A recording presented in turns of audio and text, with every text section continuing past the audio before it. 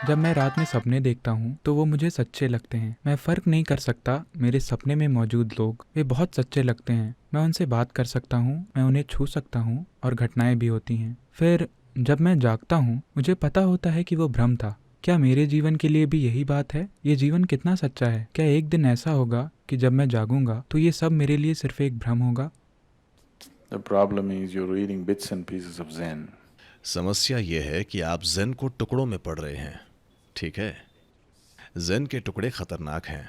किसी भी चीज़ के टुकड़े खतरनाक होते हैं। अब आप जो कह रहे हैं वो एक तरह से सच है, क्योंकि आपके जीवन का 99% हिस्सा सिर्फ विचार और भावना है। विचार और भावना सिर्फ जीवन को चित्रित करते हैं, वो जीवन नहीं है ना? जब 99% समय आप केवल जीवन के बारे में सोच रहे हैं, भावना भी एक तरह का विचार ही है, एक रसीला विचार है ना? विचार सूखा है, भावना रसीली है, लेकिन फिर भी एक विचार है ना? जैसा आप सोचते हैं वैसा ही महसूस करते हैं, है कि नहीं? हाँ, है कि नहीं? अब अगर आप सोचते हैं कि अरे ये एक अद्भुत व्यक्ति है, तो उस व्यक्ति के प्रति आपकी भावनाएं मधुर होंगी। अरे ये एक भयानक व्यक्ति है, तो उस व्यक्ति के प्रति आपकी भावनाएं बुरी होंगी।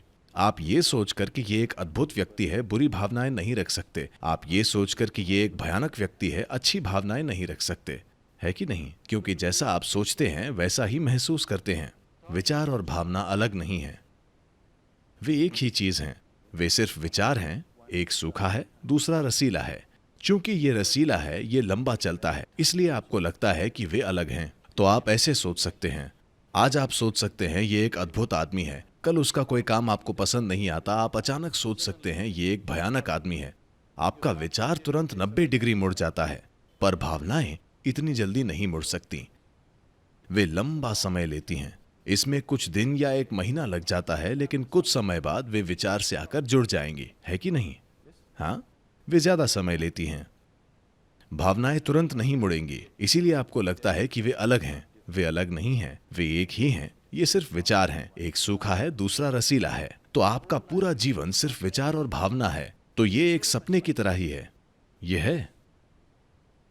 तो अब आप ज़ेन पढ़ रहे हैं, तो आप चांगत्सू को जानते होंगे, जिन्होंने एक बार ऐसा किया था। चांगत्सू एक महान ज़ेन मास्टर थे। उनके मठ में कई भिक्षु थे और वे एक जाने माने गुरु हैं। एक दिन सुबह अचानक वे बहुत दुख की स्थिति में हैं। तो जब उन्होंने गुरु को दुख में देखा तो हर कोई घबरा गया। गुरु दुख में हैं तो वाकई कुछ बुरा हुआ होगा, क्योंकि वे हमेशा खुश और अच्छे रहते हैं। तो सबसे वरिष्ठ भिक्षु धीरे धीरे उनके पास पहुंचे और उन्होंने पूछा, मास्टर क्या हुआ? वे बोले, मुझे परेशान मत करो, मैं बहुत परेशानी में हूं, चले जाओ। भिक्षु बोले, अगर आप परेशान हैं तो वो हमारे लिए मौत होगी, हमें बताएं कि आपको क्या चीज परेशान कर रही है। तब चांगत्सू बोले, कल रात मैं सपने में एक तितली था। भिक्षु बोले, तितली होने में क्या हर्ज है? हम कई चीजें बने हैं, कभी कभी हम सूअर बने हैं, पक्षी बने हैं, बहुत सी चीजें बने हैं, उसमें कोई समस्या नहीं है। तितली काफी अच्छी है, तितली में क्या हर्ज है?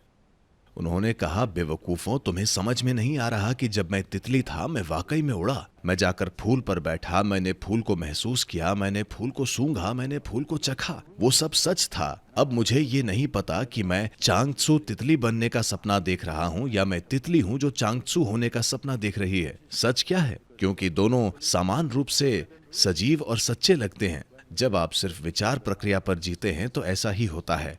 वे अपने भिक्षुओं को आध्यात्मिकता की बेहोशी से बाहर निकालने के लिए इसका एक विधि के रूप में उपयोग कर रहे हैं। क्योंकि लोग सूत्र और ये और वो पढ़ रहे हैं, उन्हें लगता है कि वे जो पढ़ते और सोचते हैं वही आध्यात्मिकता है, तो वे उनके मानसिक ढांचे को तोड़ने की कोशिश कर रहे हैं ताकि वे अस्तित्व से जुड़ जाएं। अगर आप जीवन का अनुभव कर रहे हैं, जीवन, विचार नहीं, भावना नहीं, जीवन, अगर आप जीवन का अनुभव कर रहे हैं तो ऐसा सवाल नहीं उठेगा।